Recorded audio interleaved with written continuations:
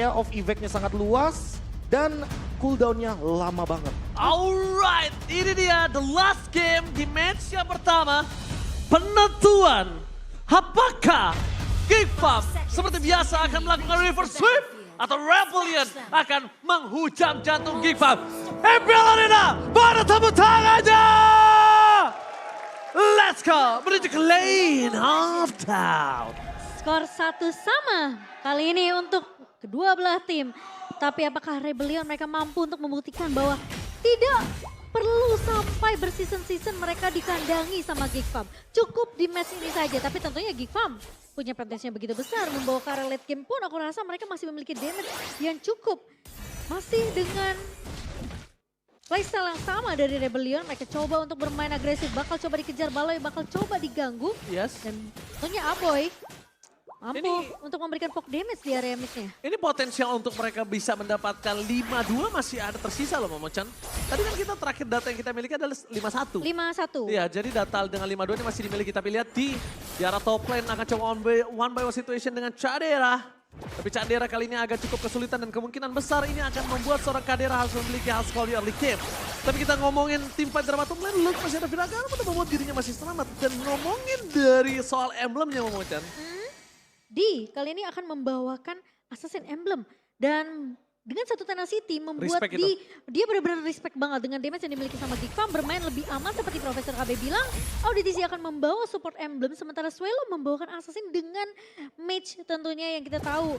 Impurity akan memberikan damage yang begitu perih dari seorang Swelo. Tapi di sisi lain pun Aboy masih membawakan Rupture juga dengan Magic Emblem yang dibawakan. Debut pick untuk Aboy. Dan sementara kalau kita ngelihat Baloyski masih dengan kemenangan 5 kalinya dengan adanya Minotaur. Tapi untung aja ya dari sosok Novaria ini tidak di tangan Aboy. Karena kalau di tangan Aboy ini sangat berbahaya. Dan Aboy ingat percentage win rate dengan adanya Novaria ini sangat tinggi. The Professor Hazel agak sedikit berbeda. Dia akan mengadu ke dalam Retribution. The power of Retribution akan coba di tangan seorang Hazel. Membuat dia berhasil mendapatkan turtle pertamanya. Perbandingan dengan ada game satu dan juga game yang kedua. Aboy bahkan di sana melindungi Baloyski untuk bisa mundur ke arah belakang Profesor. Wah ini kalau kita ngomongin soal turtle yang pertama udah pasti bakal full banget powernya untuk Fredrin ya. Akan sangat mudah untuk mendapatkan Battle of Retribution-nya.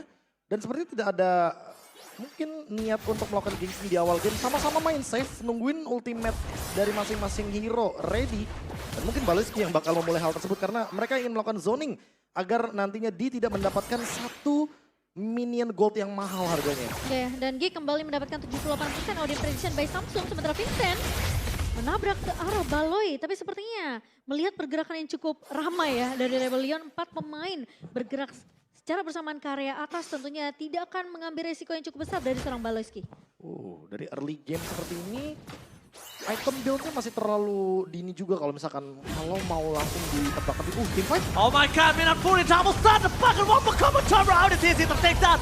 Langsung ada full parah, selalu menuju ke arah backline, the fucking T!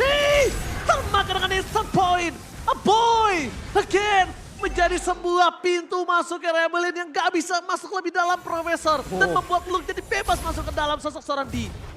Tapi positioning dari Swelo bagus di Profesor. Iya ya, tapi yang lebih bagus ternyata Aboynya Iya, di lini Aboy, iya. belakang. Iya, Dia Aboy, barengan iya. sama Luke, dia tahu targetnya cuma ada di D. Dan Ixia ketika dia lagi full barrage, dia bakal diem di sana. Iya, Dan sedangkan itu absurd damage-nya lihat gak? Iya, Dia betul. damage sekali Prof. Benar. Saat dia masuk, dia keluar baru Luke-nya. Dan aku juga Satu-satu merasa dia jadinya. cukup respect sih dengan damage-nya dari Novaria juga ya Profesor KB. Iya, tapi ditabrak lagi. My god, mereka menabrak ke arah Aboy. Karena Aboy di sini nggak punya flicker, jadi ini adalah kesempatan mereka untuk bisa memakan Aboy. Ingat, makin late game makin sakit.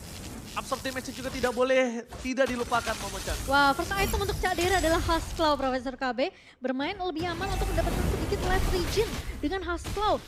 Seorang Cadera tentunya akan lebih survive di arah lininya. Ya, karena kalau dia nggak pakai Asklaw, karena aku adalah salah satu player Ixia.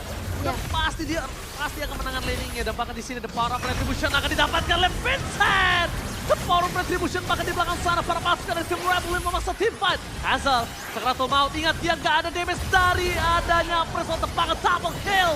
Didapatkan oleh para pasukan dari tim Rebellion. Menutup ke arah Apoy. Kehilangan Apoy di belakang sana para pasukan dari tim Rebellion. Mereka akhirnya disengage dan mereka sadar. Permainan tarik ulur adalah sebuah jawaban untuk Gigfam. Wah, Swilo sih bener-bener ngeselin sih Profesor KB. diam-diam memberikan pop damage tambahan dari arah yang nggak bisa dijangkau oleh pemain-pemain dari Geek Farm. Ya, bahkan untuk item pertamanya dia menuju ke Ancient Talisman. Kayaknya dia bakal Spamming. mainin untuk spamnya aja dan yang paling annoying adalah itu tadi Astral Echo full barrage. Iya. Dimanapun nanti keadaan dari Geek Farm, dia udah pasti bakal kena damage yang lebih jauh lagi secara area of effect karena hitboxnya meningkat 2 kali lipat. Dan itu yang membuat combo dari Novaria Ixia ini akan works untuk menghadapi draft seperti Geek Farm yang tidak bisa langsung ke belakang. Wah, ini butuh bantuan Luke sih untuk bisa ngincer ke arah lini belakangnya, Profesor. Kalau aku lebih setuju misalkan Aboy Aboy, sama Luke-nya barengan aja ke belakang. Kayak tadi lagi. flanknya, kayak tadi. Kayak tadi Mainnya ya. 3-2, jadi Baloyski sama Cadere yang nahan di depan bareng sama Hazel, duanya nge-flank. Oke. Berarti datang dari arah blind spot yang tidak diduga-duga oleh Rebellion. Geek Farm, mereka sempat dipatahkan dari team fight-nya di area turtle yang pertama. Lagi-lagi bekat retribution yang begitu on point dari Rebellion. Vincent menunjukkan kelasnya tentunya. Tapi kali ini Geek Farm, berarti team fight-nya ini harus benar-benar rapi dari Geek Farm, Profesor KB. Setuju. Geek Farm malah nggak boleh kayak buru-buru mungkin untuk mengeluarkan ultimate. Berapa banyak ultimate area of effect yang mereka miliki. Yeah. Mereka punya Swan Song, mereka punya Last Insanity, harus ada Viraga Armor-nya, mereka punya Minion Fury juga. Jadi karena area of effect-nya banyak, sementara Rebellion tipenya hero yang spam, skillnya benar-benar menunggu momentum juga. Paling ada Yuzong sih memang, tapi Yuzong dibandingkan dengan Swan Song, ya udah otomatis Swan Song-nya juga bisa di-cancel dengan Petrify, bisa di-cancel dengan Black Dragon Form. Iya, dan Terlalu bahkan banyak cancellation-nya jadinya. menurut aku sisi yang dimiliki sama Aboy dengan Blue Nova-nya ini punya immobilize yang benar-benar mematikan sih. Menurut aku dari Aboy sendiri ya. So itu yang harus benar-benar dimaksimalkan oleh Geek Farm. Tapi kali ini dibuka Kars. Alright, langsung dengan aja full panas seperti dibuka begitu saja. Palis kita berangkat dan akan hilang. Perpasukan dari tim Rebellion mereka tidak akan melepaskan pandangan dan jangkauan terhadap seorang Hazel. Meanwhile lihat Kars benar-benar membabi buta ke arah belakang. Dia nggak peduli siapapun yang akan dia tabrak, dia akan lenyapkan. Dan sekarang Vincent terlalu kuat untuk bisa dimakan di early game.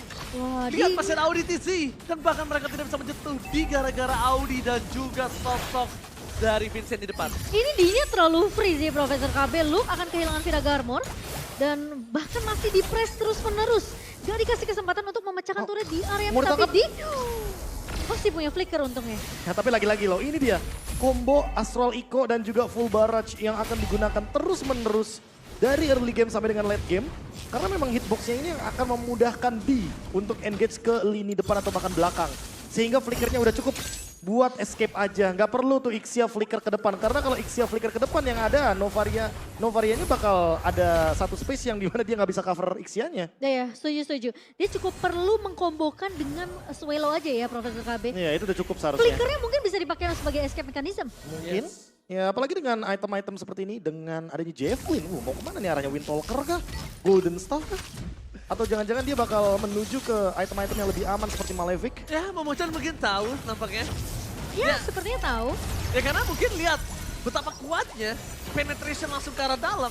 Dan bahkan melihat pasukan dari Geek Farm ketinggalan 7.000 gold. Ini adalah Momentum. potensial dan momentum yang tidak boleh dilepaskan sedikit pun. Nah, aku cukup paham sih sebenarnya dengan apa yang dibilang sama Oji tadi ya. Dan kelihatan Rebellion yang mungkin kita tadi prediksi mereka bisa bawa game ini menuju ke arah late game, ngasih space ke arah D, tapi ternyata itu tidak dibutuhkan untuk Rebellion. Dengan net worth yang dipegang sejauh ini di menit ke-8. Akhirnya Profesor paham juga. Paham kan Profesor KB? Dengan Iya, 6.800 kemenangan gold di tangan dari Rebellion, mereka bisa pegang momentum ini. Ya kalau mau nyekek sekalian untuk Iya, early game yang kayak bener gini. banget. Temponya juga ya udah di menit yang ke-8 udah saatnya Lord Fight. Karena manuvernya juga akan kelihatan, Prof. Terlihat akan jelas sedikit Kelihatan demi jelas sedikit sih. ditambah lagi. Kalau misalnya walaupun goldnya sudah unggul, tapi lama makin lama itu kan masih bisa terkikis. Bukan berarti dia tidak bisa membalikan keadaan. Dan ingat, Geek Farm adalah salah satu tim yang sangat kuat dalam under pressure. Setuju. Mereka punya segala cara untuk bisa membalikin keadaan. Jadi Rebellion menurut aku masih harus respect. Saking respectnya lihat posisi dari Swallow. Dia benar-benar menjaga positioningnya banget. Black Dragon Transform udah mulai dibuka sama Kars. Dan Itu dia. Mudguard udah siap. Itu dia respect yang diberikan oleh seorang Kars. Gimana caranya dia tidak bisa membuat Hazel masuk ke dalam menjadi penjaga Gila. pintu. Ini dia.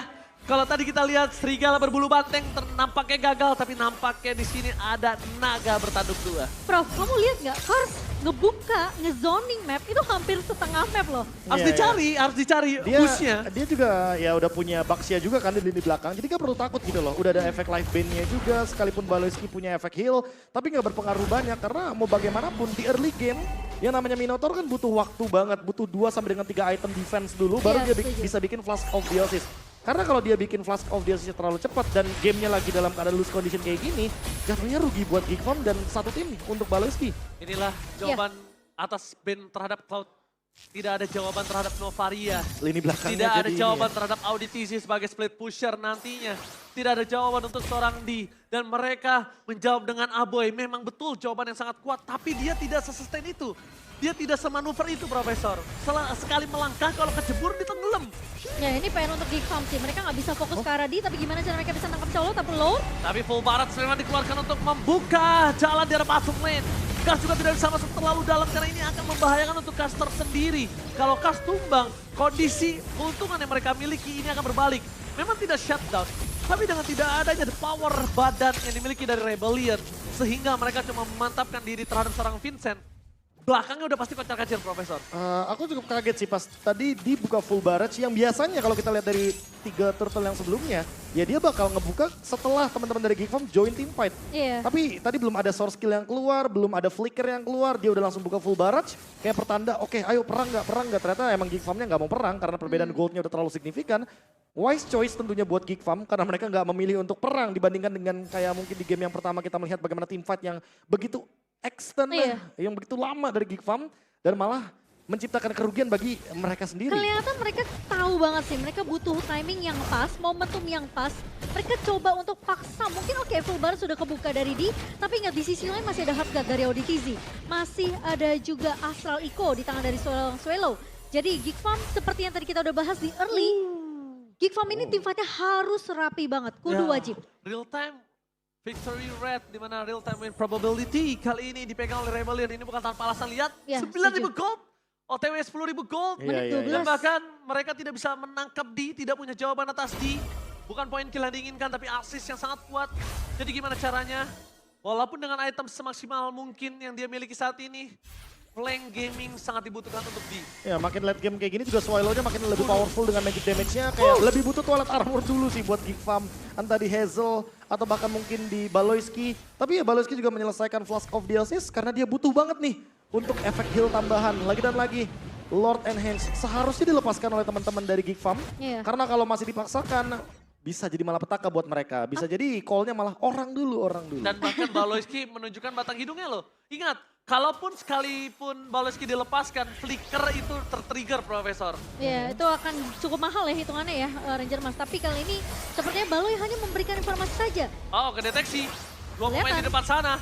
Nampaknya Kars kembali akan menjadi sebuah perimeter penjaga pintu yang membuat Rebellion berhasil mendapatkan Lord dengan sangat mudah. Ya, ini keputusan yang bijak sebenarnya dari Geekfarm. Mereka cuma cari informasi nge-trigger biar adanya Astral Eco yang dibuka oleh seorang Swallow. Meskipun terlihat Geekfarm mereka nggak punya kesempatan sebenarnya yang besar untuk melakukan kontes ya di area Lord yang kedua.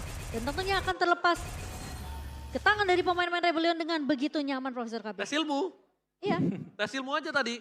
Iya. Kalau memang ada celah kita masuk, kalau nggak ada ya kita mulai. Karena udah kebaca juga nggak sih? Karena Kars di sini bakal nge-zoning, bakal ngebuka Black Dragon Transform untuk cari informasi, nge-zoning pemain-pemain Geekfarm untuk nggak mendekati ke area rivernya. Ya, dan karena udah punya Hunter Strike sama War X ya udah pasti cooldownnya jauh lebih cepat lagi untuk Black Dragon 4. Makanya Kars ready banget, Oracle juga udah ada. Jadi dia bisa team fight lagi untuk sekarang dengan Black Dragon Form. Oke, tapi yang harus diperhatikan kali ini adalah gimana caranya mereka menutup ke arah D. D belum terlihat batang hidungnya, masih terlalu jauh di arah belakang. Lord di arah bottom lane pun berhasil mendapatkan Lord, tapi lihat low, fokus ke arah D, flicker telah dikeluarkan. Baloyski dengan adanya guncangan yang tidak berhasil membuat para pasukan dari Rebellion mendapatkan keuntungan. Mereka membuat Menon Fury ini benar-benar nothing. Dan tampaknya satu hal yang mungkin harus mereka perhatikan. Vincent masuk ke dalam untuk memaksa tim dapur barat. Kembali lagi menjadi damage terbesar yang dikeluarkan oleh pasukan Ancient Rebellion. Nampaknya Hazel tidak bisa menahan damage yang diberikan. Tapi lihat, teriakan dihabisi di MPL Arena telah berkumandang. Dan bahkan Kadera, Blast of the Oasis have the devoured this time. Tapi ingat, tidak ada yang bisa menyentuh D dengan dirasuki oleh seorang Auditz. Lo menuju ke arah belakang, damage tidak terlalu cukup. Dan bahkan Luke yang harus hilang dengan adanya immortality untuk yang mereka masih selamat di Objective Gaming seperti di game sebelumnya. Masih coba digocek begitu saja. One last remain of nature shot untuk Kadera. Tapi lihat, sang Pate berhasil menundukkan Geekfarm. Kemenangan yang membuat angka menjadi 5-2 after Baloyski. Rebellion Esports kembali mengambil poin kemenangan mereka setelah 2 season. Mereka tertinggal, namun ternyata minggu yang kelima memberikan hasil. Dan performa yang begitu luar biasa untuk Rebellion. Berhasil mengandangi kembali Geek Farm dengan skor 2-1 Profesor KB. Lagi-lagi sebuah momentum dari Geek Farm pun dipatahkan